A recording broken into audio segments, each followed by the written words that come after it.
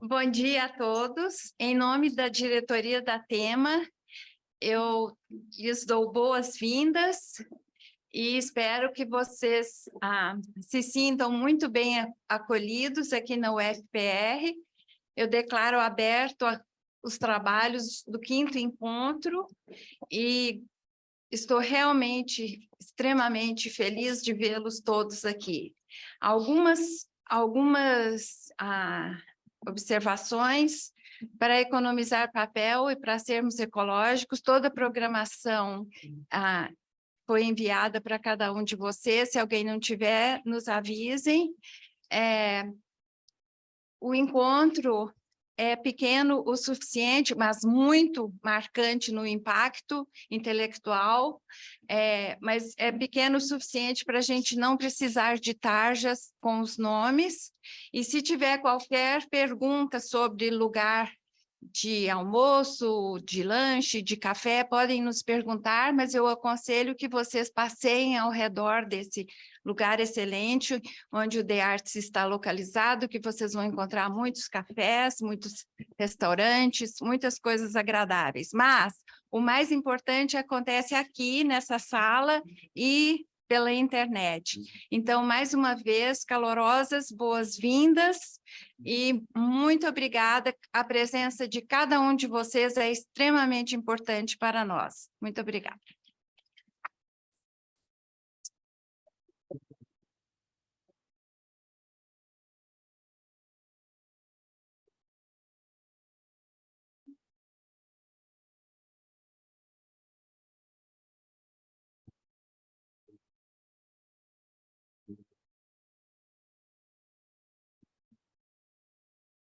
Bom, bom dia a todos aqui presentes e os não presentes também. Gostaria inicialmente de agradecer a organização do evento, né, da Tema, e fazer um agradecimento especial aqui à professora Zélia Schweck, que não consegue estar aqui presente, mas foi quem gerenciou toda a organização aqui na universidade. E agradecer também ao professor Clayton, aqui, que nos apoiou pela organização também do evento. Bom, a gente tem a primeira sessão, que é intitulada Intertextualidade e Narratividade, com 3 trabalhos, né? O primeiro, de Ariane Petri, da UFRJ, se chama A Intertextualidade Transferida da Literatura para a Música, caminhos adotados por diversos autores. A gente projeta daí? Isso.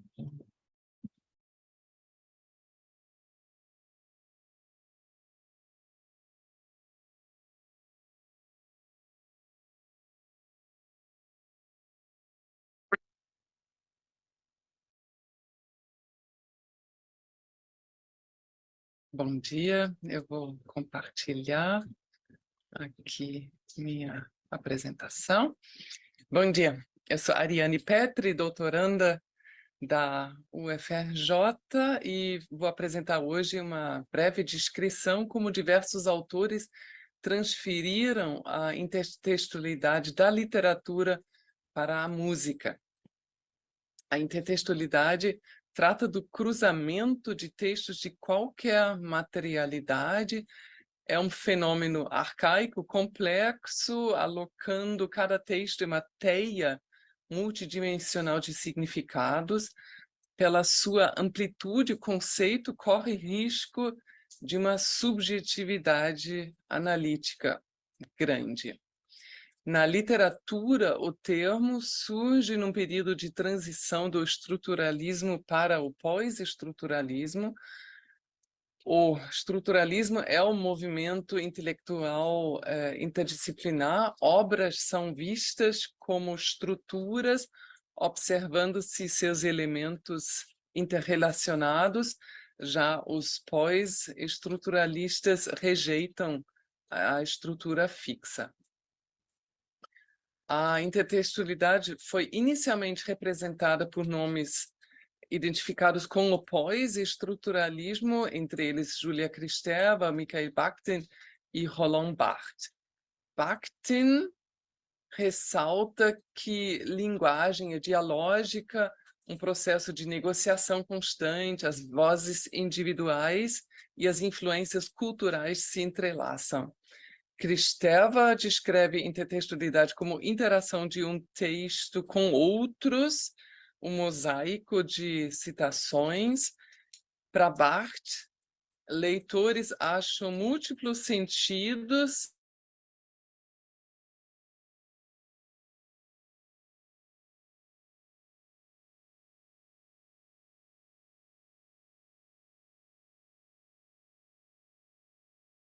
elaborados por Harold Bloom e Gérard Genette se tornaram importantes na música.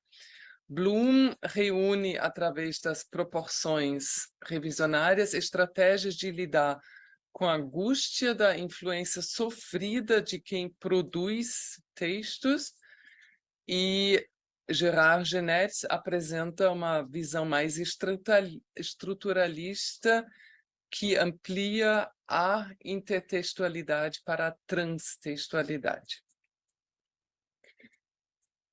Ele organiza essa transtextualidade em 5 categorias de relações de textos. Só a copresença e a hipertextualidade se referem a textos literários. A hipertextualidade traz a modificação de textos através das relações de transformação e de imitação, que gosto de chamar de emulação. Seu grau de modificação pode ser avaliado. Transformação afeta o material por derivação, imitação afeta o estilo. Genette ainda organiza o material em 3 regimes. A partir dos anos 90, surgem diferentes aplicações à música. Elas diferem nas suas abordagens e trazem aspectos estésicos, poéticos, imanentes, históricos, biográficos, avaliam a história do impacto da obra ou tratam de aspectos estilísticos, canônicos, psicológicos ou sociais. Intertextualidade acaba sendo um guarda-chuva grande para as seguintes áreas: a intertextualidade impessoal, o empréstimo, influência, recepção e a teoria das tópicas. Como minha pesquisa se situa na linha de poéticas da criação musical, quis contextualizar essas abordagens sob a perspectiva da semiótica de Nattier e, com isso, delinear o meu campo analítico. A intertextualidade impessoal foca somente nos textos.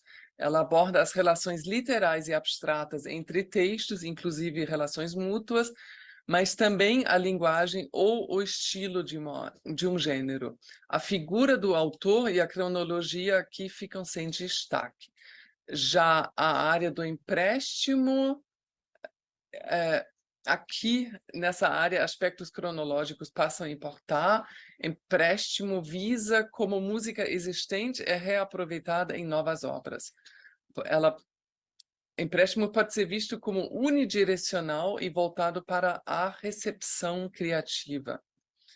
Na influência, é necessário diferenciar 2 vertentes, uma focando a recepção. A ação aqui é um critério, o autor posterior faz alusão a um texto de um autor anterior. Recepção estuda a alocação histórica dos textos. Ou a outra vertente, focando a influência sofrida pelo compositor, aqui importam sua reação criativa e os aspectos psíquicos. Tópicas são convenções compartilhadas por uma comunidade através de figuras características que podem ser deslocadas, apropriadas. Tópicas são como pedaços de gêneros que atuam como intertextos. Então, como os diversos autores aplicam a intertextualidade. Primeiro, baseados em Bloom, tanto Strauss quanto Corsin usam as proporções revisionárias, enquanto Corsin traduz cada uma para procedimentos musicais e mantém os aspectos psíquicos. Strauss cria ferramentas de modificação de intertextos no repertório do século XX. Entre as abordagens estruturalistas, temos Blake como estudo analítico crítico, aplicando Genet a Kurtak, Ferreira de Castro, aumentando o número de registros de Genet de 3 para 6. O livro, editado por Burns e Lacasse, se apresenta como neoestruturalista e trata de intertextualidade em gravações de música popular. A bússola de Mesquita opera a partir das características imanentes da partitura.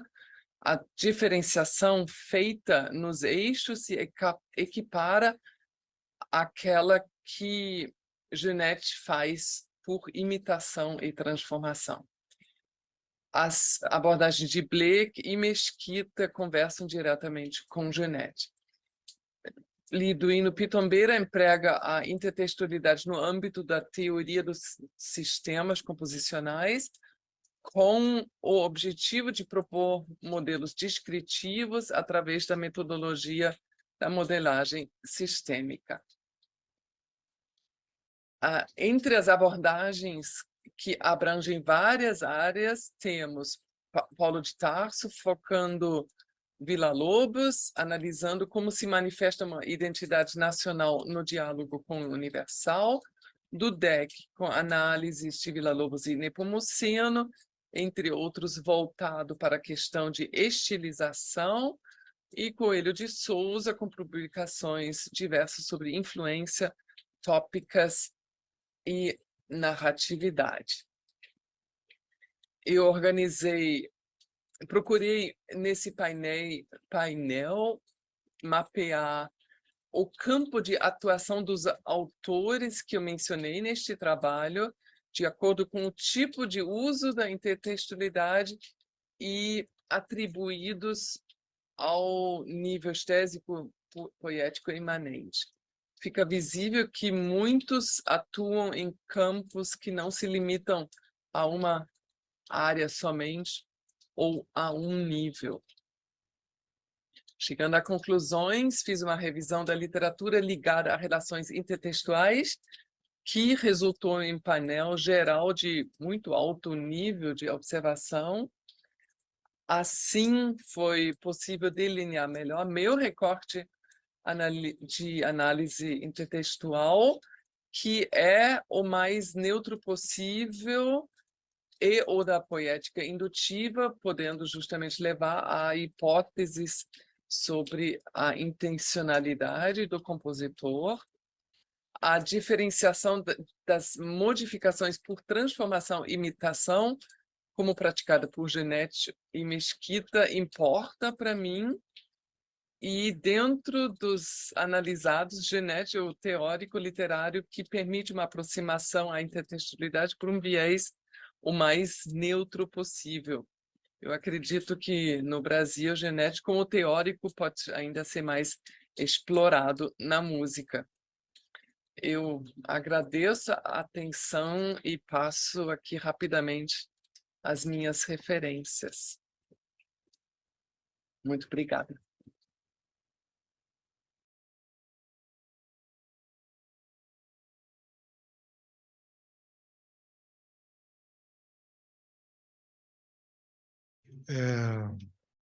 Muito obrigado, Ariane, pela sua exposição.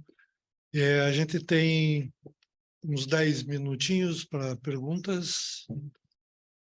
Plateia.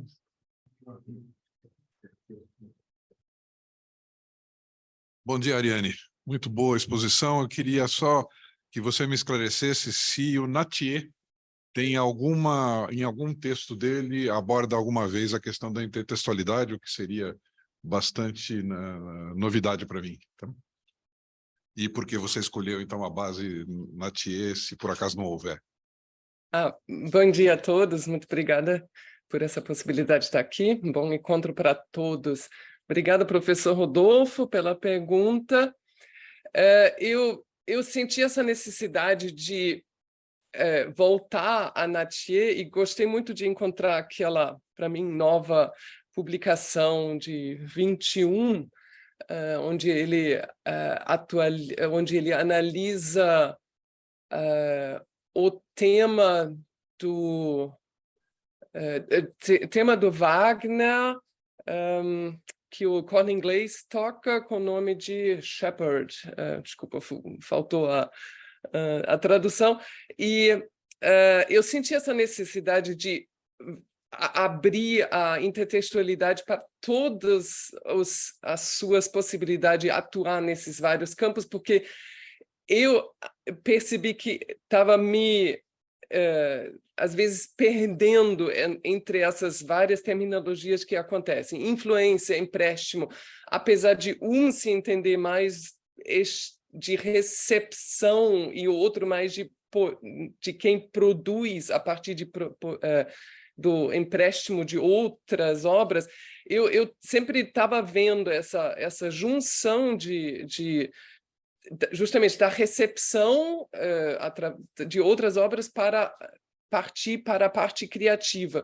Então, eu estava tentando alocar melhor o meu trabalho.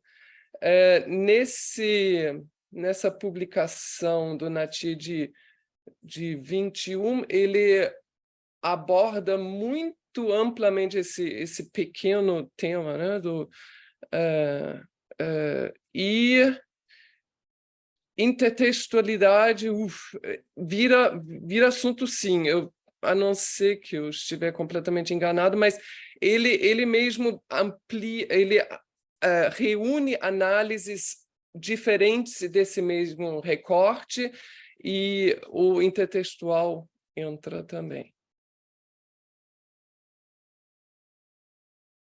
Obrigado, preciso conhecer esse texto, então. Muito obrigado, viu?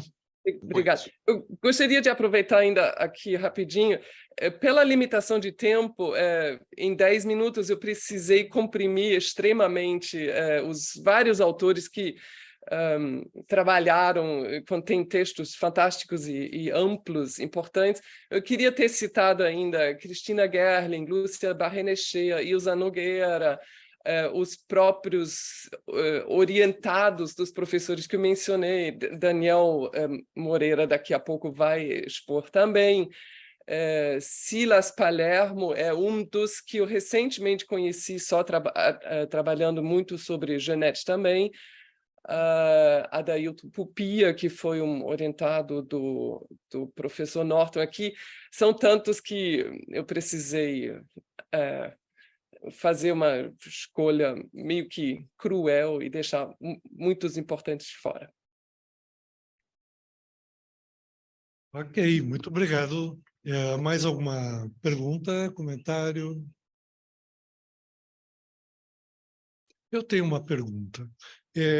Se você vê algum tipo de dificuldade em fazer essa transposição entre uma teoria literária, né, que a gente normalmente se baseia, né, para música, ou tudo bem para você? Pois é. Como o próprio conceito é tão amplo, né, eu comecei, inclusive, a apresentação falando que, pela amplitude do conceito, o perigo é de uma subjetividade muito grande no tipo de análise. Pode ser visto como um risco da amplitude ser tão grande que a gente se perde dentro das possibilidades, ou realmente cada autor usa da sua maneira. A dificuldade, então, que eu vejo é reunir essas visões sobre e tentar organizá-las. Inclusive, alguns dos autores entendem o termo intertextual como sendo a intertextualidade impessoal, como se fosse neutra. Outros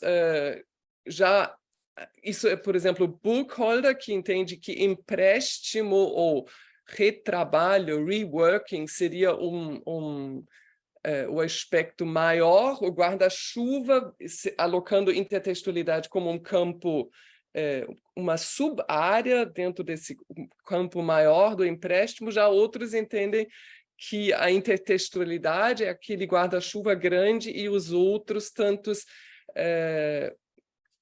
são alocados abaixo dele. Essa possibilidade de se perder dentro das várias definições e dos entendimentos acabou motivando essa tentativa de eu organizar para mim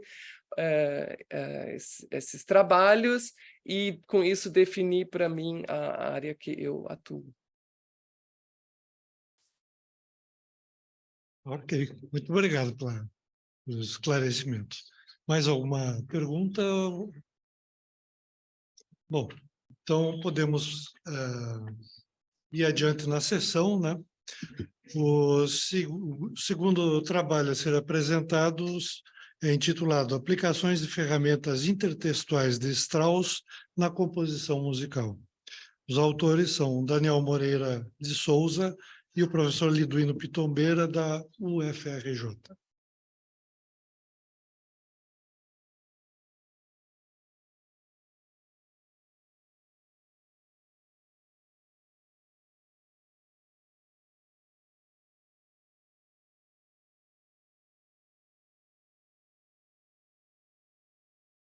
Olá a todos, eu sou Liduino Pitombeira, da UFRJ, estou apresentando esse trabalho com o professor Daniel Moreira, que integra a pesquisa dele de pós-doutorado, sob minha supervisão na UFRJ. A gente vai falar sobre o conceito de intertextualidade em música, uma área que tem diversos fundamentos teóricos, né? Vamos examinar o ponteio 31 do Guarnieri, no qual aplicaremos ferramentas intertextuais propostas por Strauss, né? Numa perspectiva tanto literal, ou seja, de alturas e durações, como abstrata, ou seja, no campo da textura. Bom, a textura, a gente vai falar sobre textura enquanto organização, trazendo aqui o livro do Structural Functions in Music do Wallace Beery, em que ele define a textura em dois aspectos. O primeiro, quantitativo, que é o simples cálculo da quantidade de componentes sonoros que está acontecendo numa textura, e o segundo é o aspecto qualitativo, que a gente analisa como esses componentes sonoros estão organizados no que a gente chama de camadas texturais independentes. Para dar um exemplo disso aqui, nós temos a primeira parte do ponteio 31 do Guarnieri, que ela é organizada em 4 camadas diferentes, que estão definidas aqui em cores, para deixar bem claras essa relação. Estamos considerando aqui o ritmo como definidor das camadas. Então, as 4 camadas, repare que no primeiro compasso, as 2 camadas do meio, em vermelho e em verde, elas estão fundidas, formando uma camada mais espessa, com 3 componentes sonoros, já que tem o mesmo ritmo, e elas se dividem no segundo compasso. Nós temos aqui 3 níveis de descrição textural. O primeiro nível, com B e L, define basicamente as linhas e blocos. Linhas, espessura 1, bloco, espessura 2 ou mais. Ou seja, esse nível não deixa claro a quantidade de componentes sonoros. Afinal, eu falo bloco, pode ser um bloco com 3, 4, 5, 6, 20 sons. E também não deixa claro a quantidade de elementos simultâneos. Quando eu tenho ali L elevado a X. B significa que eu tenho múltiplas linhas, eu tenho mais de uma linha, mas eu não sei exatamente quanto. Seria uma forma que trata de ouvir a textura. O segundo nível é o nível das partições, introduzido pelo Wallace Beery e desenvolvido pelo Paul Gentil Nunes na tese dele, que basicamente descreve com números inteiros exatamente a espessura e a quantidade de elementos, só que ela não define como esses elementos estão organizados no espaço vertical. E o último nível, que aí sim explicita essa relação vertical, mostra a partir do threadword, que são essas linhas, embaixo tem esse gráfico com as cores, B, A, está explicando, então, basicamente, eu atribuo a cada uma dos componentes sonoros uma letra e eu mostro exatamente, a partir da notação da esquerda para a direita, a relação de cima para baixo no registro. Então, o B3 significa que eu tenho um bloco de 3, é quando eu boto A, B3, ou seja, esse A, essa linha que está sendo introduzida, ela está necessariamente no agudo. E quando eu faço A, B3, D, eu digo que esse bloco de 3 está num sanduíche, eu tenho uma linha em cima que é o A e uma linha embaixo que é o D. Aí vocês podem ver nesse gráfico aqui como funciona. Então a gente começa falando dessa primeira ferramenta do Strauss, que é a motivização, que, segundo a definição do próprio Strauss, é um processo em que o conteúdo motívico da obra anterior é radicalmente intensificado. Então nós pegamos esse trecho que está marcado em rosa, do ponteio do Guarnieri, que está na partitura de cima, e aplicamos diversas transposições com diferentes durações, expansões duracionais, e aplicamos uma textura para uma obra de quarteto de saxofone. Então, o mesmo M1, ele está aparecendo aí como diversas transposições, é o mesmo motivo intensificado. No âmbito da textura, a motivização seria melhor descrita como saturação. Então, aqui nós temos um exemplo de saturar todas as possibilidades de combinação de uma mesma textura. A primeira textura do Guarnieri é um bloco de 3. Então, aqui nós temos o bloco de 3 para um quinteto instrumental, em que o 3 vai aparecer em todas as combinações possíveis entre todos os instrumentos. Aí o 0, representado na thread word embaixo, representa quais instrumentos estão em pausa. Então, vejam, primeiro, os 3 de baixo estão fazendo o bloco de 3 e as pausas estão em cima. Depois as pausas vão se passando, de forma que a gente tem todas as 12 possibilidades de combinação desse bloco de 3 num âmbito de 5 instrumentos. Seria uma forma da gente saturar a textura de 3. Segunda ferramenta do Strauss é a generalização, e a definição é um motivo do trabalho anterior é generalizado no conjunto não ordenado de classes de notas do qual ele é membro. Esse conjunto de classes de notas é então implantado na nova obra de acordo com as normas do uso postonal. Então, embora Strauss não defina o que são essas normas do uso postonal, o que nós fizemos? Pegamos o motivo M1 e entendemos aquele mesmo motivo usado na primeira ferramenta. Identificamos a forma normal, a forma prima dele, construímos uma paleta de transposições e inversões, a TN, TI, e escolhemos as séries, elas estão indicadas em cores, escolhemos os conjuntos de tal forma que eles montassem uma série derivada, né? Então, no próximo slide, a gente vai ver a aplicação dessas transposições e inversões na textura e generalizando, então, o motivo na sua ordem. No âmbito da textura, o que a gente fez aqui foi simplesmente uma possibilidade de generalizar a organização. Então, repare que o 1-3, por exemplo, no primeiro compasso, ele está ora com o 1 na viola, ora com o 1 no violoncelo. Já o 3, ele está em diferentes configurações, ou seja, eu estou generalizando a ideia de como organizar a textura dentro dela mesma. Além disso, tem uma generalização de ordem. Eu peguei como se fosse a sequência do Guarnieri, tirei as repetições e pensei como sendo um conjunto não ordenado e fiz da forma que eu quis. Então, eu comecei com 3, depois eu fui para o 3, voltei para um 3. Então, a gente tem uma certa liberdade na hora de definir as texturas, além da liberdade interna de organização de cada uma das texturas. A terceira e quarta estratégias, elas trabalham em pares, é a marginalização e centralização. Na primeira, os elementos musicais que são centrais para a estrutura da obra anterior, eles são relegados a uma periferia na nova obra. E o inverso, o processo inverso, que é a quarta estratégia, a centralização, os elementos musicais periféricos da obra anterior, eles passam para o centro estrutural do novo texto. Então, nós pensamos aí, entendemos o texto como um conjunto de camadas, camada 1, camada 2 e 3, como o Daniel já explicou no início, camada 4, né? O que foi feito?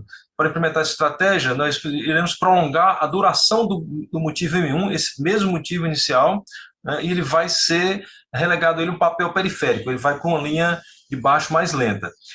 Ao mesmo tempo, uma ideia periférica, que é a linha melódica subsidiária que aparece na camada 3, ela vem para o primeiro plano, né? Então, essa linha melódica é submetida a um procedimento imitativo com entradas em estilo fugato, cada uma transposta uma quinta abaixo. No âmbito da textura, o que eu fiz aqui foi basicamente considerar o ritmo textural. Então, eu peguei o ritmo da textura do Guarnieri, está anotado aí com as figuras musicais embaixo, e eu fiz uma espécie de inversão rítmica dentro desses mesmos valores, ou seja, a figura de maior duração passou a ser a figura de menor duração, a de menor duração passou a ser a maior duração, e assim sucessivamente, formando, então, a textura transformada, que são esses valores aí. E aí eu realizei a mesma textura do Guarnieri, só que com os ritmos e as durações trocados, de forma que então uma textura que durava pouco tempo e era uma textura periférica, ela passou a durar mais tempo e vice-versa. A quinta e sexta estratégia, que também funciona em pares, né, é a compressão e a fragmentação. Através da compressão, os elementos que ocorrem diacronicamente na obra anterior são comprimidos em algo sincrônico na nova obra. E, contrariamente, na fragmentação, elementos que ocorrem juntos na obra anterior, eles são separados na nova obra. Então, para implementar a fragmentação, nós tomaremos os 4 tricordes tocados nos 2 primeiros compassos pela mão esquerda do piano, camada 2 e 3, e os converteremos em arpejos ascendentes tocados pelo saxofone soprano.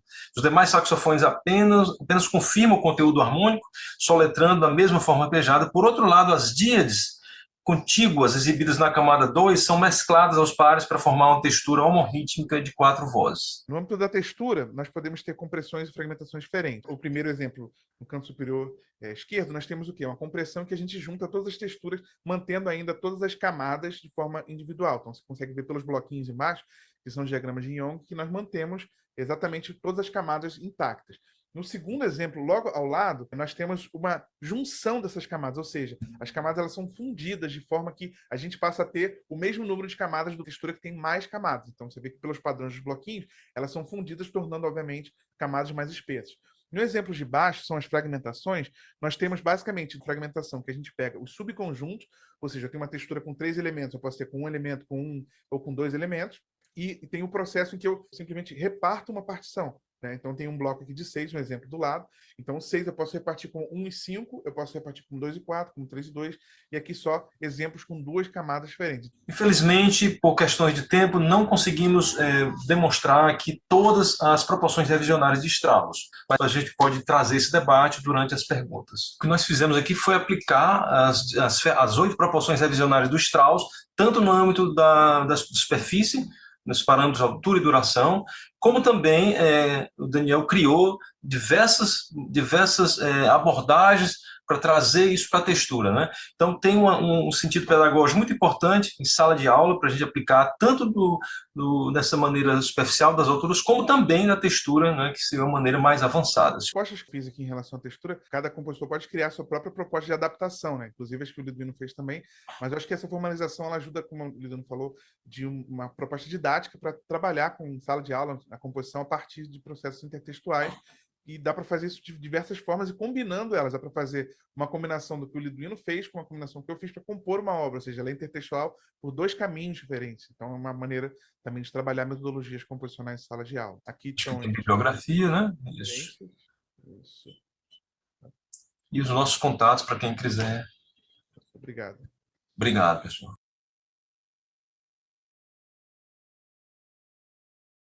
Bom, muito obrigado pela apresentação.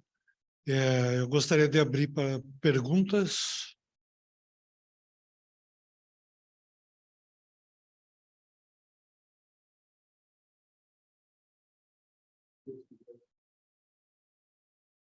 Pois é, a gente ainda tem bastante tempo, né? Então, vocês querem... eu acho que seria interessante, vocês têm o áudio das 2 peças?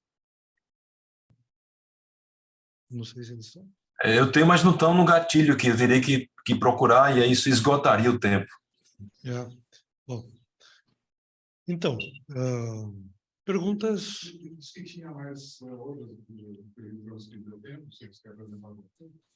Então, mais alguma coisa que vocês queiram apresentar? Porque vocês têm bastante tempo ainda, né? A gente não chegou a falar sobre todas as ferramentas. Não sei se o Liduino Você quer complementar? O que você acha, Liduino? Eu tô com os slides aqui. Você quer falar? Não, você pode colocar o PowerPoint aí e a gente fala sobre o restante. Tá Ok. bom. Pode ser. Claro, a gente falou só sobre generalização, quantitização. Tá, então a partir daqui. Então, vou compartilhar e aí a gente já termina, completa essa apresentação.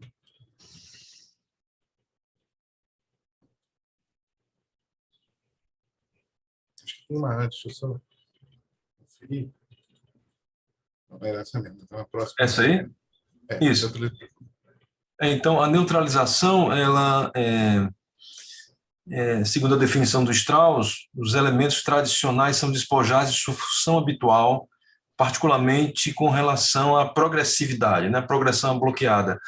Então, o que eu fiz aí, a melodia original, ela foi criado um parêntese nela e quebrado o fluxo de continuidade de progressão por semitons, né? Há uma tendência de semitons ali, como se ela estivesse em Mi maior, né? Com pequena exceção. Então, essas notas em vermelho, elas trazem algo de Dó menor, digamos assim, ou de Fá maior, né? E isso quebra o fluxo da melodia. Se puder passar para o próximo slide, Daniel. Então, basicamente, é isso que foi feito, e com fragmentos da própria junção dos materiais que entraram para bloquear essa progressão, eles são usados na sustentação do sax, do barítono e sax tenor, né? Aí, se você quiser falar da textura agora, Daniel. Aí, na textura, o que eu fiz foi parecido com o que o Lidano fez, só que eu trouxe aqui o conceito do Edward Chicon, em que ele vai trabalhar as texturas do Stravinsky, e aí em cima da sequência do Guarnieri, o que eu fiz foi interpolar essa textura, criando duas camadas diferentes de fluxos texturais. Essas camadas, eu percebi o seguinte, a camada do Guarnieri ela sempre intersecciona em um elemento, o 3, aí ganha um 3, aí o 3 se mantém, um se mantém, ele sempre tem um elemento em comum, e aí eu fiz uma outra camada que também sempre vai ter um elemento em comum, para conectar eles, né? Ou o elemento comum, o número de partes é exatamente igual, o número de camadas é igual, e eu fui interpolando para criar esse plano. E aí eu fiz essa realização para um grupo grande, fazendo essa interpolação, só que os materiais não interpolam. Então, a interpolação está só no âmbito da textura, enquanto os materiais é uma coisa só, né? Fluido. A textura fica interpolando esses dois planos aí.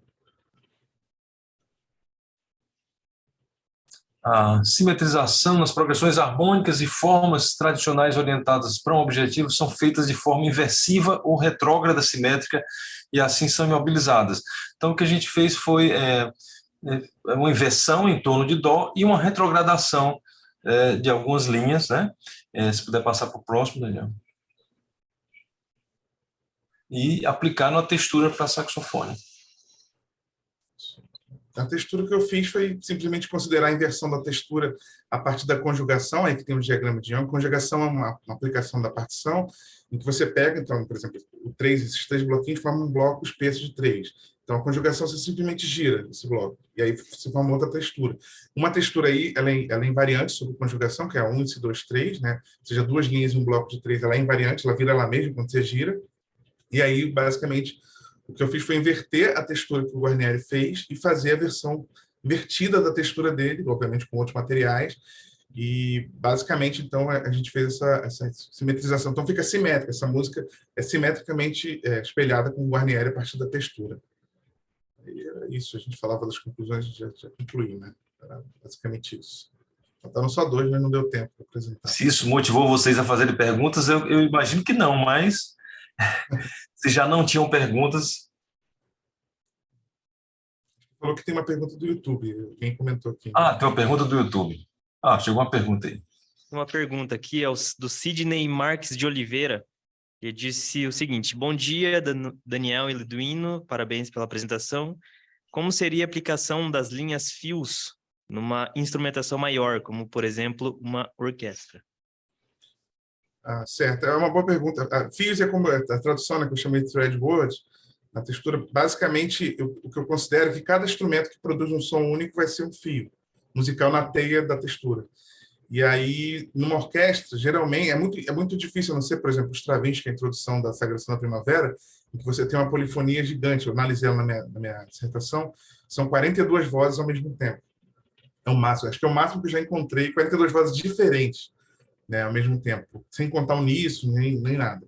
Então, é muito difícil você ter uma situação assim, nesse caso do Stravinsky, é uma coisa extremamente caótica, que é uma saturação máxima de polifonia na textura.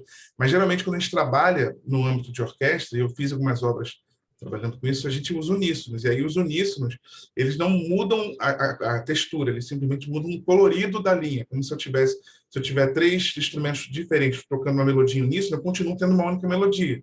Só que aquela melodia ela está colorida. Tem um estudo, acho que é um estudo para 4 instrumentos do... Quem uníssono? Que só agora eu esqueci o nome do compositor. Não sei se é o Elliott Carter. Elliott Carter, que é o sol, né? Isso, sol. Então, aquilo ali, para mim, é uma única linha. É uma linha colorida ao longo do tempo. Ele vai fazendo uníssono de instrumentos, aí vem a dinâmica, muda. O time vai transformando, mas continua sendo uma única linha. Então, é só um exemplo do que poderia ser usado no âmbito da orquestra. Você pode fazer uma única linha. Um outro exemplo que eu gosto de dar é a introdução da Turanga Lila, do Messiaen, que é uma linha assim, né? É uma única linha que está dobrada em várias oitavas, né? Uma forma dele colorir aquela linha, dobra em oitavas e faz os metais sustentando notas para criar ressonância, mas basicamente aquilo ali é resumido com uma única linha melódica, só que é uma maneira criativa de se apresentar isso essa uma linha. É como eu uso na orquestra quando eu penso, ensino em aulas de orquestração também, por exemplo.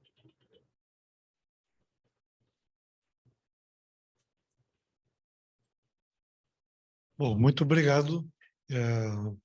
Obrigado. Passo novamente a pergunta para a plateia ou para o YouTube.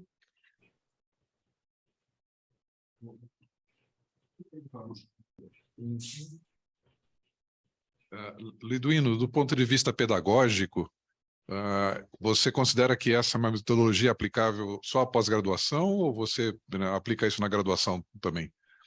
Assim, só compositores já avançados e tal que podem... Coisa, ou você acha isso uma metodologia simples que pode ser usada desde logo no método pedagógico? A gente tem aqui na UFRJ um nível intermediário, que é a iniciação científica. São alunos da graduação que participam da pós-graduação. Então, com esses alunos, a gente já usa isso aí, né? É mais do Strauss, né, do que do Cosse. O Cosse é mais esotérico, assim, o uso, né? Mas, sim, incorporar isso diretamente na graduação, eu irei fazer uma primeira tentativa agora, né? Coincidentemente, sua pergunta veio a calhar. É por isso que desenvolvi isso aí, que eu achei simples, do aspecto superficial. Na textura é um pouco mais complexo, né? Mas eu acho que o Daniel desenvolveu ferramentas visuais e que são muito boas, né? E juntamente com o som e com o software, que ele é programador também. Então, eu acho que dá para usar na graduação com parcimônia, né? Nos níveis mais avançados.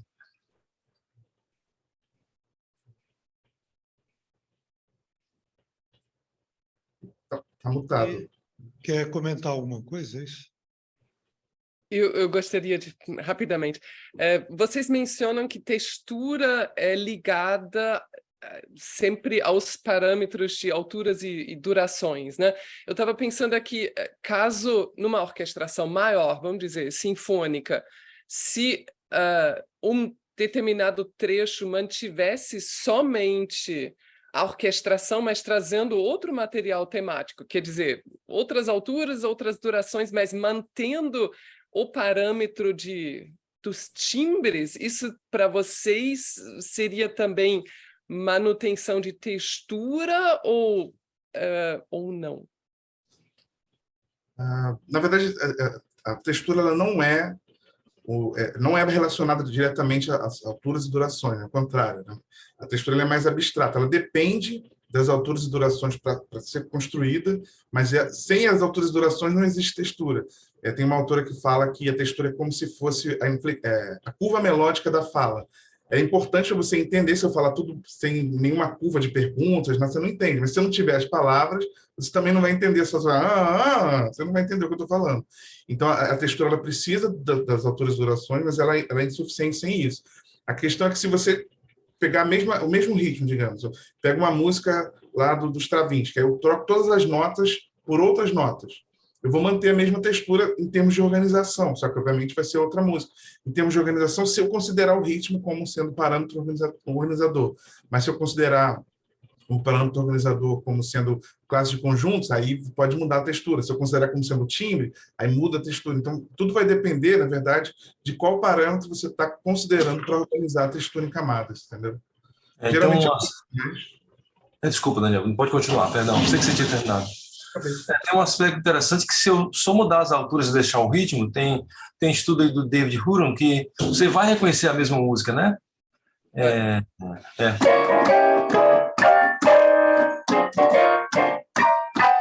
Então, assim, eu mantive o ritmo aí, mas mudei tudo. Parabéns, continua, né? O ritmo é muito importante para a definição da textura, né? Tem a direção e tem o intervalo, mas o ritmo é o mais, digamos, sensível, né? E contorno também. Aqui eu mantive o contorno também, né? Ritmo e contorno. Tá, obrigado. Ok, muito obrigado. Bom, eu acho que podemos continuar, né, com a nossa sessão. O próximo trabalho é do professor Rodolfo Coelho de Souza, da USP, e é intitulado Narrativa Intrínseca no Noturno de Nepomuceno.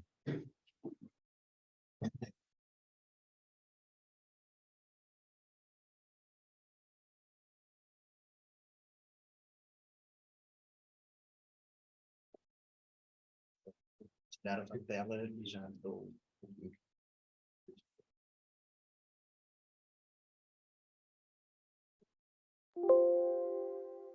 Opa, hora de renovar. Hora de renovar a assinatura, muito importante. Então, muito obrigado a todos pela presença e pela atenção.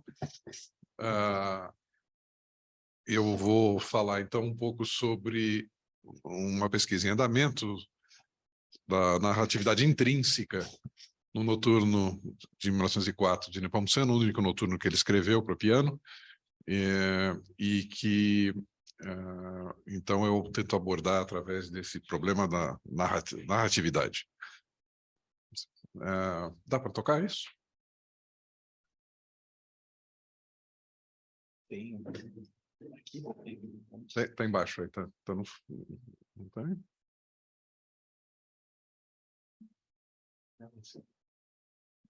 Tá achando o link aí? que não apareceu. Você pode... tem o arquivo em coisas, a gente pode tentar ouvir aí. Ele é relativamente importante, né? Tá na minha... Este? É.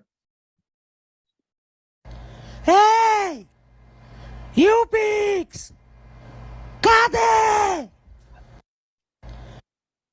Então, esse é o vício de ex-presidente da Tema. Vocês pagaram a anuidade da Tema? Mas por que eu escolhi esse meme? Porque ele é o noturno do Nepomuceno foi escrito com uma intertextualidade com esse meme. Ora, como é que pode isso? Uma intertextualidade invertida no tempo, né? O problema é que a intertextualidade é uma leitura da recepção e não é necessariamente uma influência sobre quem escreveu. Ela está na minha cabeça como ouvinte e não no que passou na cabeça do compositor quando ele escreveu. Então, eu vou tentar mostrar como essa associação que eu fiz, isso é uma associação freudiana, num certo sentido, né? Uma associação livre, que um dia eu estava pesquisando, vi esse meme e falei, ué, é exatamente a mesma narrativa que está aí, né? É um jeito brasileiro de reclamar, né? Ou de fazer uma questão, fazer uma pergunta. Então, dados preliminares sobre a peça. Se a gente fosse ver do ponto de vista formal, esse noturno é meramente uma peça característica A, B, a linha, e então uma análise formal não informa muita coisa sobre o que é essa nossa peça. Ouvindo, a gente percebe uma influência da música francesa da Belle Époque, talvez um Satie, talvez um Fauré, né? Remotamente um Chopin, mas não é difícil encontrar uma ligação direta com o noturno de Chopin, a não ser a ideia geral de noturnos, né? A questão da onírica, né? A harmonia é muito complexa nesse noturno. A tonalidade é pouco clara e a gente pode reconhecer alguns traços modais, também difíceis de definir, dizer exatamente essa modalidade que está presente, né? Há uma persistência de uma retórica romântica, isso é muito importante, né? Porque isso talvez seja o traço chopiniano mais claro que a gente tem. E se a gente pegar do ponto de vista da narratividade, dos modelos teóricos de narratividade, o Aumann faz uma defesa muito clara de que há determinado tipo de narratividade que os tópicos, né, ou as tópicas, né, também são importantes para você criar a narratividade, e eu tenho aqui pelo menos 5 tópicos presentes nesse 3 minutos de noturno, o estilo cantabile, o Sturm und Drang, síncopas tensionantes, que é vou falar depois disso, o estilo de recitativa e o ponto pedal, ou pedal point, né?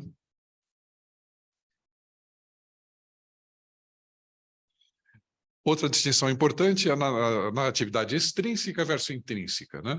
A extrínseca é, historicamente, a primeira que a gente vai reconhecer na coisa, por exemplo, na Sinfonia Berlioz, e daí vem a ideia de música programática, o programa que ele coloca para você receber antes de ouvir a sinfonia, e que vai depois virar moda de você ter sempre um texto escrito quando você entra no programa, vindo dessa experiência do Berlioz. Eu estou preocupado com um outro contexto, que é o uso da narratividade intrínseca para, através de um conflito entre os elementos abstratos do discurso, determinar o percurso formal. Isto é, ABA, todos os noturnos vão ser ABA, mas qual é o percurso específico desse daqui? E isso eu tenho que estudar como se fosse um discurso, como se fosse uma narrativa. Os teóricos vão determinar, então, que o paradigma tradicional de uma narrativa é dependente de um conflito, né? Sem um conflito não há uma narrativa. Então, eu tenho uma situação, eu tenho uma ruptura, que seria o conflito, e depois eu tenho uma resolução desse conflito. A resolução pode, mas não necessariamente restabelece a situação inicial. Posso ter uma volta do ar, né? Mas, ou posso ter uma síntese de opostos, mas posso não ter nenhum caso nem outro, né? E esse é o caso no noturno, como eu vou tentar demonstrar, né? Exemplos de análise de narrativa intrínseca na literatura. O primeiro a fazer isso foi o Tarasti, no livro de semiótica da música dele de 94, onde ele analisa a balada em sol menor de Chopin, e o Byron Allman, num livro de teoria da narratividade, ele é o primeiro que vai colocar isso como uma teoria, onde ele analisa logo de começo, de uma maneira muito exemplar, um prelúdio em sol maior de Chopin. Então, nossas referências, Tarasti, como eu já falei, que reconhece, então, a partir de Greimas, o método é o reconhecimento de elementos atoriais, agentes, personagens, atores da trama, isotopias, que seriam, então, categorias redundantes, né? E categorias discursivas, que a gente vai usar, então, mais a tese do Allman, nessas coisas, que é os tipos de narrativa: romance, tragédia, ironia e comédia. Tá? Então, pode tocar essa primeira frase, por favor? A música toda fragmentada, não vamos ouvir nenhuma vez, vamos ouvir todo um pedacinho. Frankenstein.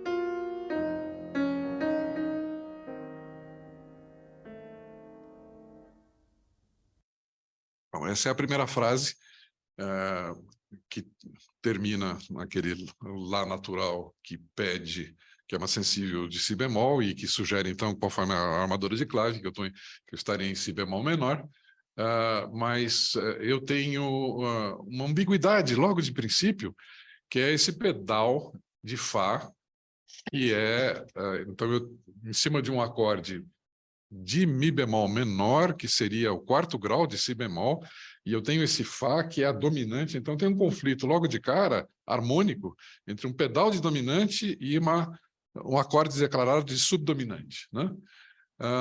Fora isso, eu tenho três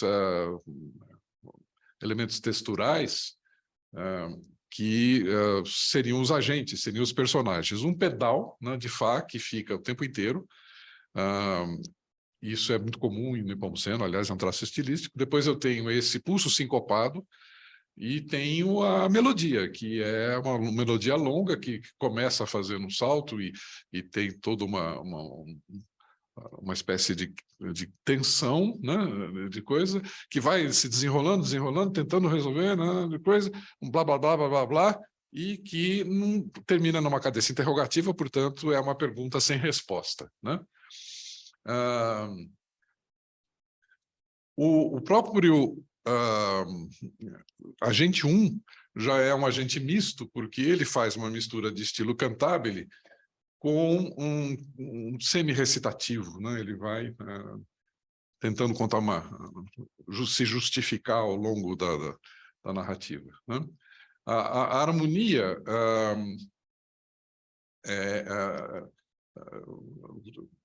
tende a ter logo uma modulação, né, para a gente entender por que que ela evolui dessa maneira, que ela se começa em si bemol, a gente entender aquele acorde de segundo grau ali, eu já tenho que imaginar que eu não estou mais em si bemol, eu teria que estar em mi bemol menor, né? Então, portanto, ela é uma harmonia bastante complicada, ambígua e que a gente não sabe muito bem o que ele está querendo afirmar. Então, eu tenho diversos níveis de conflito. Seguinte, por favor. Pode tocar.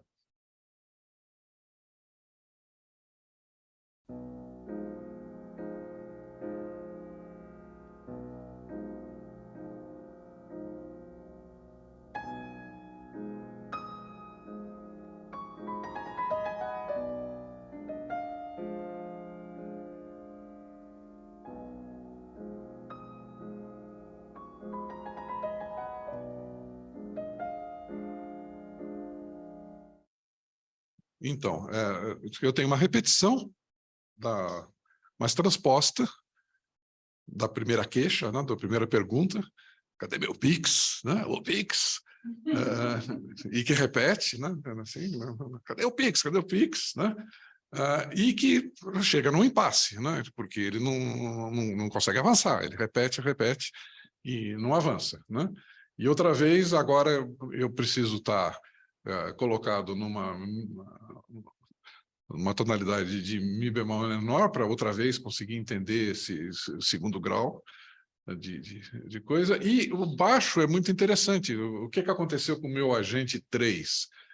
Ele continua sendo repetido, mas agora ele está num polo oposto do ponto de vista da coisa. Eu estou no trítono, Fá, Dó bemol, eu estou numa posição tritônica, o que é, assim, outro conflito, outro drama que está aí dentro dessa peça, né? Cheio de pequenos conflitos. Vamos em frente.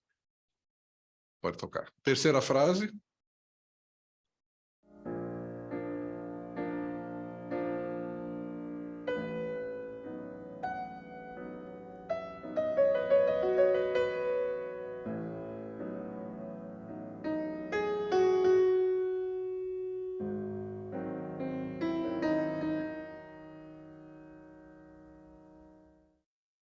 Então, nessa terceira frase, eu continuo terminando em suspensão.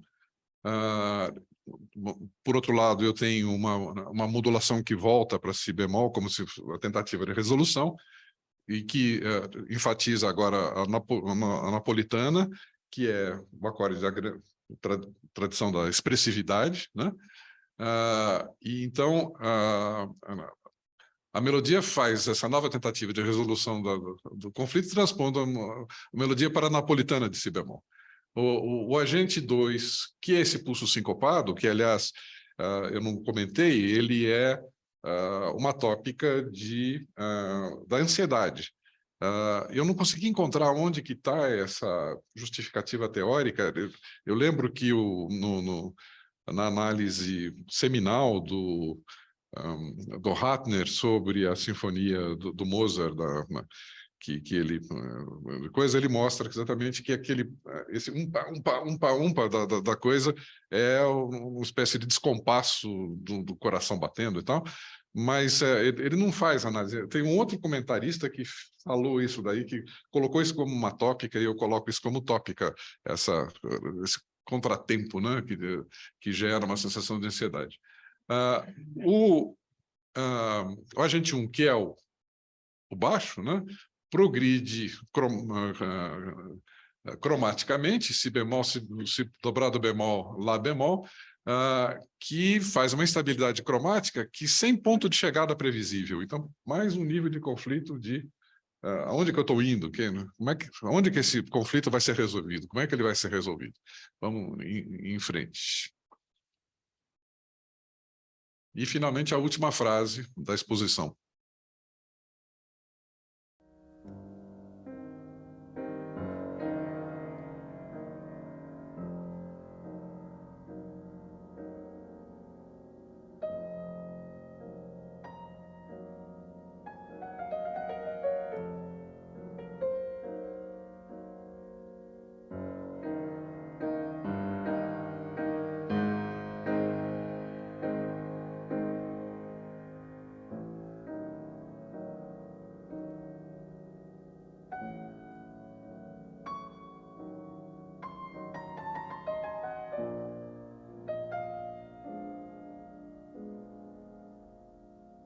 Então, ele volta ao começo, a mesma primeira frase, mas ele não faz aquela continuidade, ele interrompe. Então, um compasso de silêncio na mão direita, que é um novo impasse, né? Quer dizer, não sei como continuar isso. E aí ele tenta o baixo vai descendente, né? O agente 3 está tentando resolver descendo, depois tenta resolver subindo, e no final termina outra vez numa dominante bem exótica do quarto grau. Então, toda essa exposição é um grande conflito sem solução, diversas tentativas em diversos registros para tentar resolver onde que está meu Pix. Agora vamos à parte B.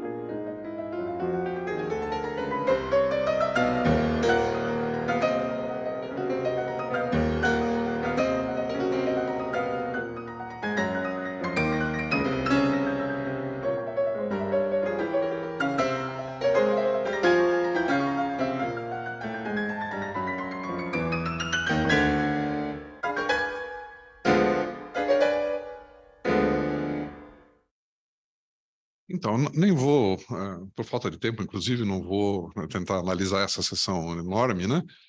Mas que é mero tumulto que não leva a lugar nenhum, né?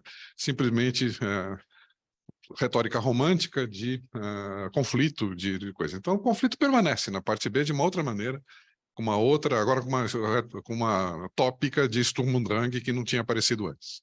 Vamos para o seguinte. E os agentes desapareceram, não tinha, os 3 níveis de agenciais dos atores praticamente agora estão dissolvidos. E aí ele continua agora com um recitativo. Na hora que ele parou naquele final ali, naquela pergunta, agora ele vai entrar nesse recitativo.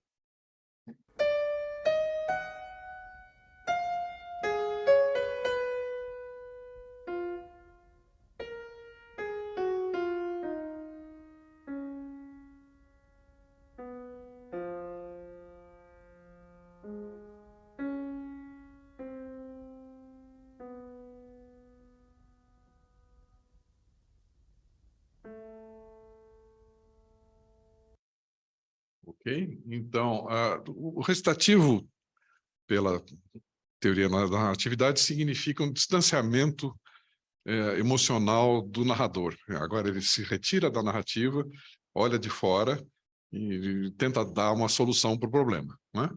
Então, isso vem da ópera, né? O que é um recitativo? Quando você aí já para a ação dramática emocional e agora você tem ação narrativa, propriamente dita, né?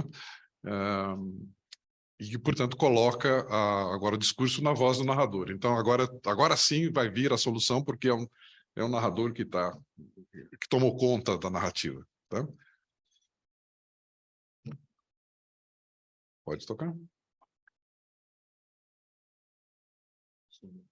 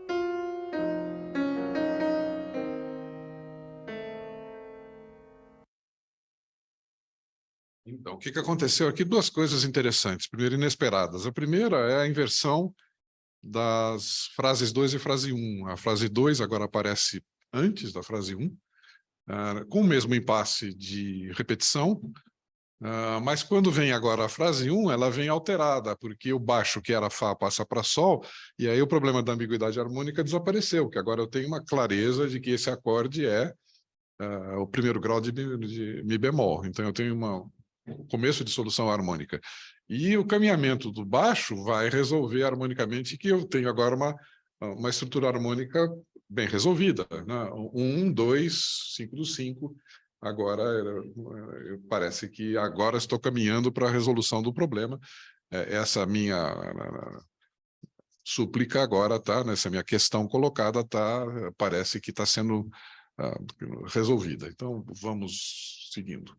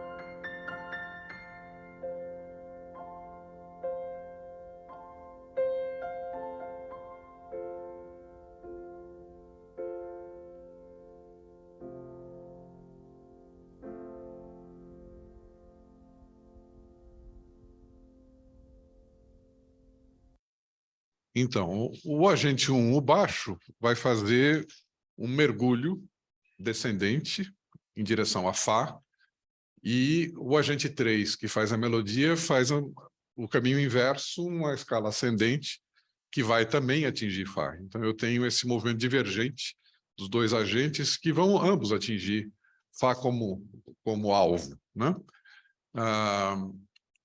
O pulso sincopado se mantém. Isto é, a angústia se mantém. Eu não tenho, no agente 2, nenhuma solução de rítmica, né?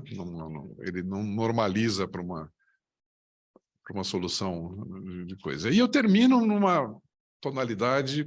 O que é isso? Esse Fá maior. Agora, o Fá tomou conta e virou um Fá maior, né? Que aparentemente, então, tem é o alvo, mas é um alvo esquisito, porque não é...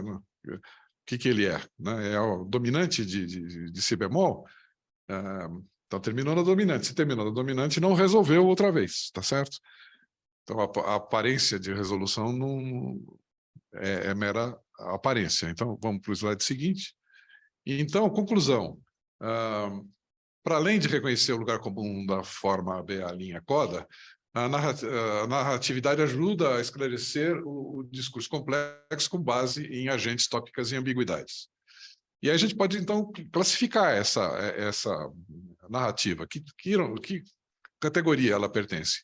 A ironia trágica, ou ironia romântica também, né? Como é que eu justifico isso? Os conflitos ficam sem resolução. A frase 1 que trazia dissolução gradual na proposição inicial, base do conflito, volta como declaração final. A indefinição da tonalidade. A modalidade permanece com o final numa dominante sem resolução. Aliás, em toda a peça não há nenhuma cadência confirmando uma tonalidade clara. Então, aqui seria um caso schönbergiano de tonalidade suspensa, essa obra, né? Então, os agentes, dá muita volta, o 3 na melodia, dá muita volta, retorna para o começo, revive o conflito original, e na coda uma resolução parcial, quando ele atinge a nota climática do Fá natural. O agente 2 sincopado, na parte B, sua ausência parece determinada a gerar uma solução para a ansiedade, mas ele volta em A', né, e permanece inalterado até o final. Então, esse agente não indica uma falta de resolução. E o agente 1, o baixo, começa estático, não sabe o que fazer, movimenta-se linearmente depois de cromática diatonicamente, e na coda realiza esse mergulho órfico, né? Submundo, em direção ao Fá, que é a dominante de Si bemol, numa resolução insuficiente, inconclusiva, suspensiva. Então, qual é a expressão final dessa coisa? É a de resignação. Eu tentei resolver o conflito de 1000 maneiras, não consegui, estou contente, estou resignado que esse conflito não tem solução. Então, essa é a trajetória geral da narração. Mais um slide. Acabou. Então, é isso, não tem mais. Obrigado.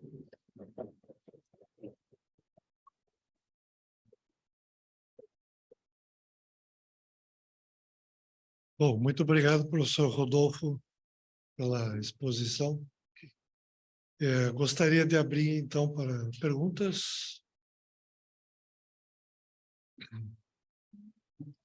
Professora Cristina, por favor.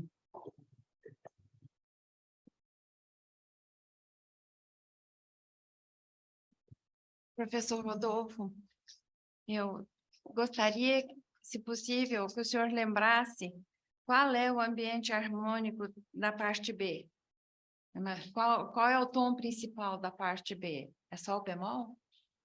É sol bemol. Tá. Então, na minha cabecinha schenkeriana, na minha cabeça schenkeriana, eu vejo uma ampla estrutura, sim, a 6, 5, sem resolução, que deixa a obra mais linda ainda. Parabéns. Obrigado.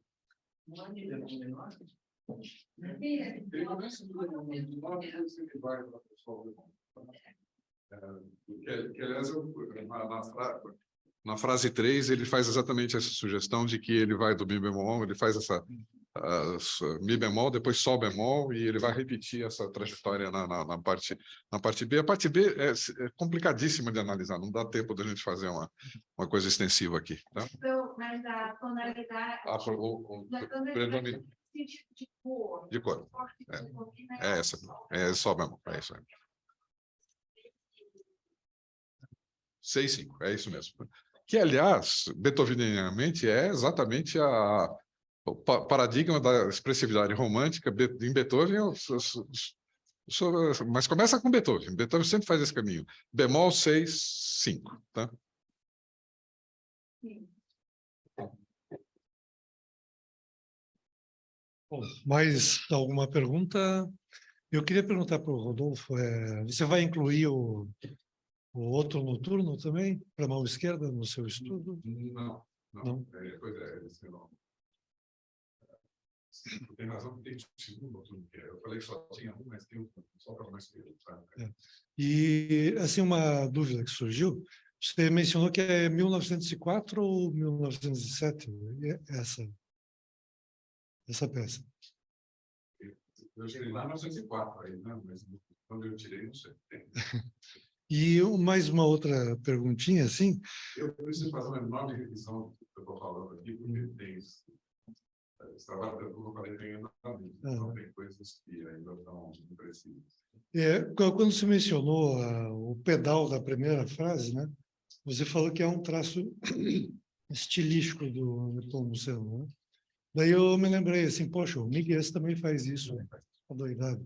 Seria um traço do romantismo brasileiro? É um traço romântico. A ideia de pedal suspensivo que a gente geralmente remonta ao barroco, né, a Bach, mas em elementos, em posições muito específicas da forma, perto do final, que você tem aqueles enormes pedais de dominante, ou às vezes você tem pedal de tônica no soprano, né? Isso é uma coisa que eu acho que vem do barroco, que os românticos recuperam. Chopin também tem muito pedal, né? Fauré tem muito pedal. Então, eu estou dizendo que é um traço específico do Nepomuceno. O que eu quis dizer é que ele usa em diversas obras, por exemplo, estou lembrando o prelúdio daquela peça que ele escreveu para cordas, que ele tocou no concerto final da coisa, começa com um enorme pedal de tônica, né? E em cima daquilo vale qualquer coisa, né? Quer dizer, a grande vantagem do pedal é que em cima dele, o que você fizer está valendo, né? E isso cria uma tensão, né?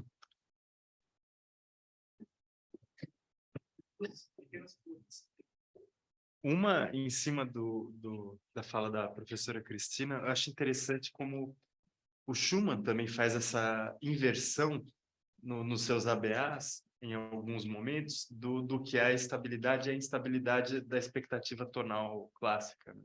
Quer dizer, você tem uma parte A um pouco mais estável, uma parte B que caminha por regiões de uma maneira em trânsito, e depois uma parte, retomar a parte A de uma maneira um pouco mais estável e conclusiva, né? E aqui tem o que acontece, por exemplo, no álbum da Juventude, peças fazem isso, por exemplo, a Siciliana, tem isso, né? Uma ambiguidade na parte A, você não sabe direito a tonalidade, a parte B mais afirmativa, só que afirma a tonalidade errada em relação... Bom, não sei.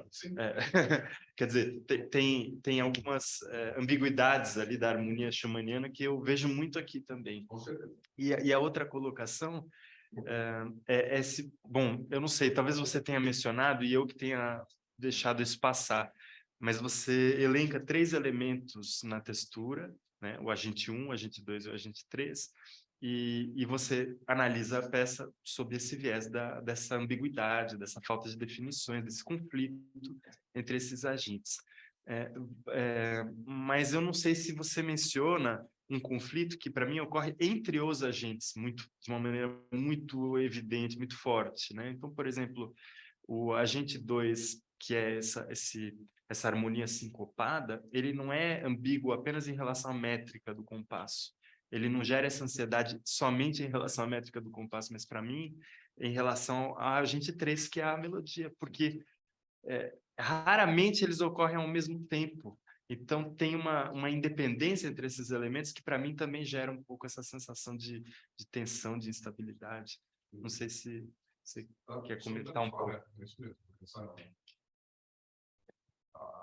O conflito se dá em muitos níveis e tem que ocorrer entre os agentes. Se você não entender que esse conflito é entre os agentes, entre os personagens, né? Entre um personagem dialogando com o outro, e você tem absoluta razão, que nunca bate o tempo forte de um, ou o tempo onde um está se afirmando, nunca bate com o outro, né? Bate eventualmente com o baixo, né? Mas o baixo é neutro, ele não vai para lugar nenhum nunca, é indefinido. Então, enfim, essa é uma leitura, e como qualquer leitura narrativa, ela é estésica, né? Ela é de quem recebe, não necessariamente é a única verdade, muito pelo contrário, eu poderia fazer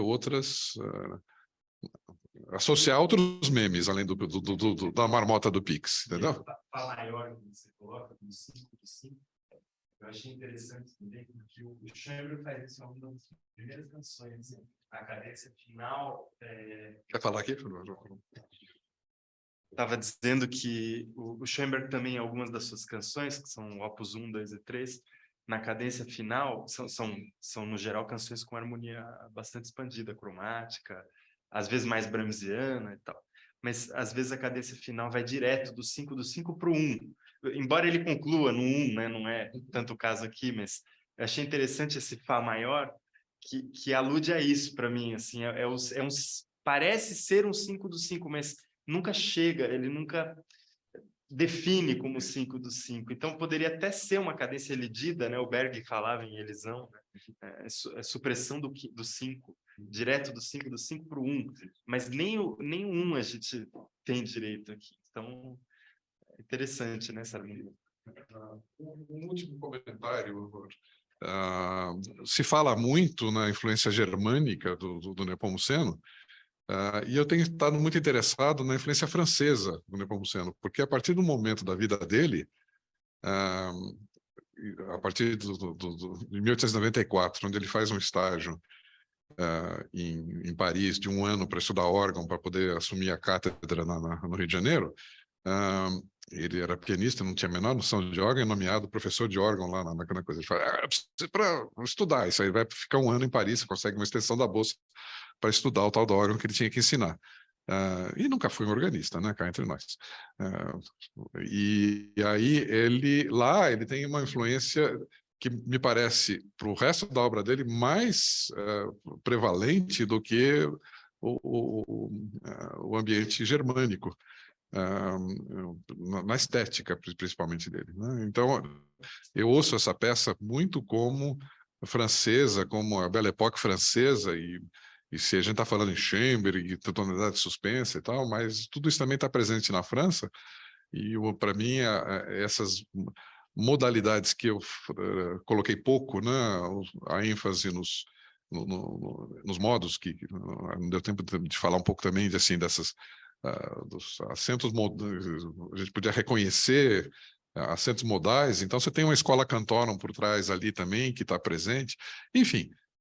E por outro lado, eu acho o jeito dele reclamar muito brasileiro. Nós somos assim, nós somos reclamão, né? A gente vai, pergunta, insiste, coisa. Eu acho que o discurso em geral, é engraçado isso, você falou, o que é brasileiro nessa peça? O jeito de falar, né? O jeito de pensar um problema, né? E a gente, no final, se conforma que não tem solução. A gente briga, depois no final tá bom, então deixa assim como tá, deixa em suspenso. Né?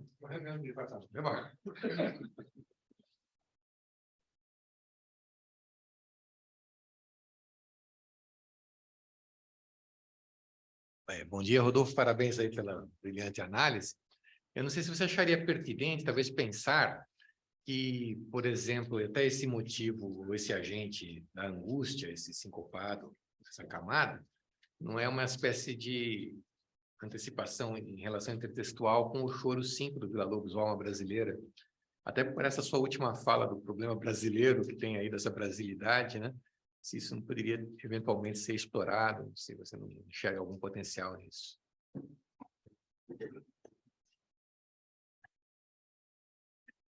Eu acho que é perfeitamente pertinente. A relação entre Nepomuceno e Villa-Lobos foi muito estreita. O Sérgio, que era neto do Nepomuceno, dizia que sem o meu avô, o Villa-Lobos não teria sido nada, porque foi o meu avô que botou ele na cena carioca, né? Não sei até que ponto isso é verdade, mas dá um pouco a ideia de que havia, pelo menos em termos familiares, uma noção de que eles tiveram uma relação importante do ponto de vista de influência, né? Então, não é de estranhar que, além de uma influência geral, houvesse intertextualidades mesmo, de que o Villa-Lobos estivesse atento a determinados traços estilísticos do Nepomuceno e tivesse incorporado isso na música dele. Isso faz todo sentido, né? É um estudo que fica para você fazer, né? Porque Villa-Lobos é com você, Villa-Lobos não é mais comigo, já te disse isso. Tá. Meu tempo acabou com o Villa-Lobos, tá? Ainda sobrou um pouquinho para o Nepomuceno, mas para o Villa-Lobos eu já não me arrisco mais, né?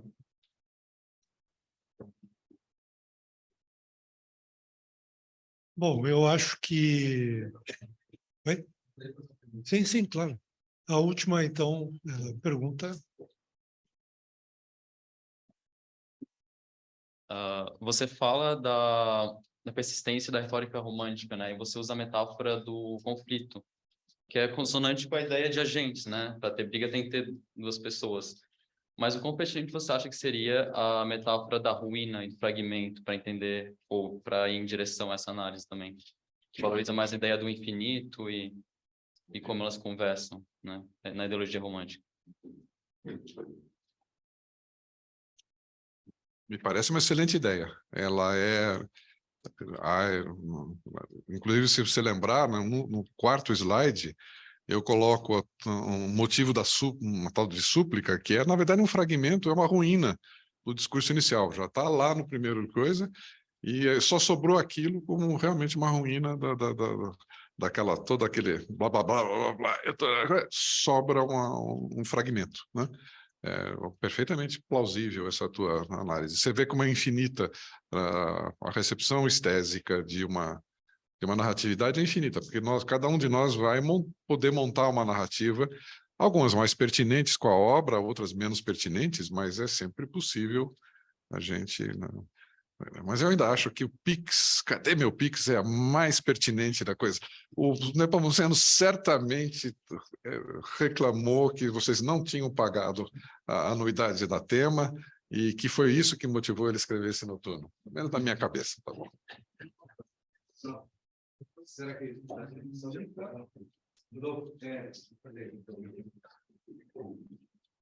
estava aqui matutando porque, enfim, tive contratempo no início da tua apresentação, mas eu estava me perguntando se essa noção de não resolução, se ela realmente se aplica numa peça em que, em momento algum, ela se apresentou claramente em termos tonais, porque uma coisa é você ver a partitura e olhar a armadura, outra é você escutar. Então, se você não tem a partitura, você não vai colocar essa expectativa toda no si bemol menor, ou talvez coloque no início, mas vai perdendo ao longo da peça e no final, de fato, ele estabiliza. Então, seria um pouco isso, assim, a pergunta seria essa: será que a gente também não é um pouco... não há uma coisa um pouco tendenciosa pelo fato da gente partir de uma notação e não de uma escuta pura, sem a partitura? Em relação à sensação, a essa interpretação de não resolução, né? Será que apenas ouvindo a gente não sentiria a resolução mais plenamente?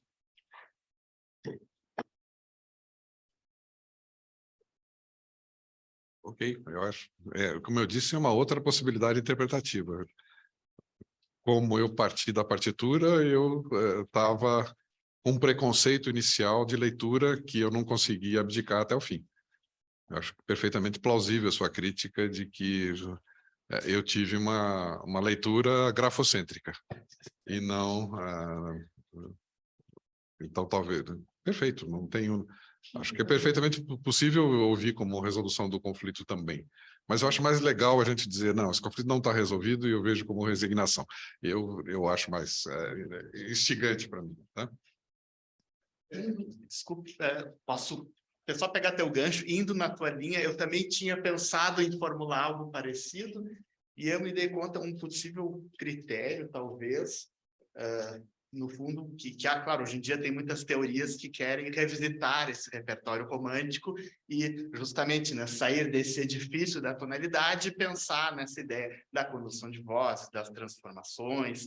E eu acho que talvez eu vejo como plausível essa possibilidade, o critério, porque a peça ainda caminha num espaço mais diatônico, assim, acho que talvez um ponto de discussão. Quando a gente está num espaço, de fato, cromático, e outra coisa é a gente ainda ter um apoio meio diatônico que talvez, eu acho que ainda nos remete no mínimo, a ruína, assim, desse edifício da tonalidade, mas que ainda está ali meio subjacente. Mas é uma questão bem interessante que eu acho que cada vez que a gente retoma esse repertório que tem a tonalidade mais expandida, mais transfigurada, a gente está caminhando nesse território movediço, com um pé naquela tradição tonal, ainda mais diatônica, outro pé nesse espaço mais cromático, mais incerto, onde nem sei se essa ideia da tonalidade vaga faz sentido, a própria alusão à tonalidade, mas nessa peça,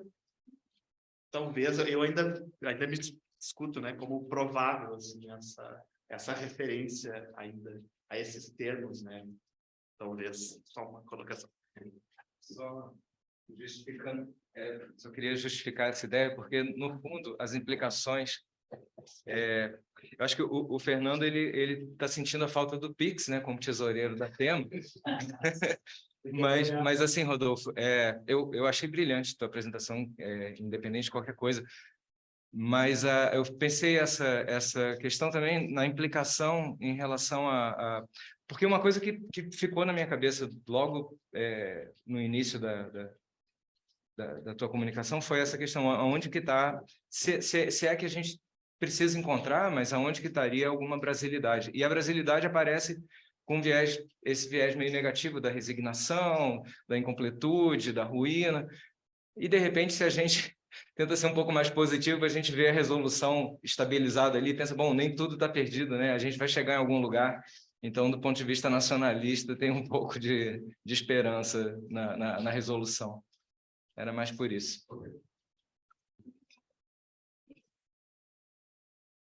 Diga uma coisa. A primeira integral do Miguel, achei que vale a pena prestar uma homenagem a ele, que foi pioneiro em registrar a obra inteira. E agora? Você é linda, né? Bom, então, acho que agora sim encerramos a sessão, né? E daqui a um pouquinho faremos uma pausa e depois com a palestra do professor Paulo. Obrigado.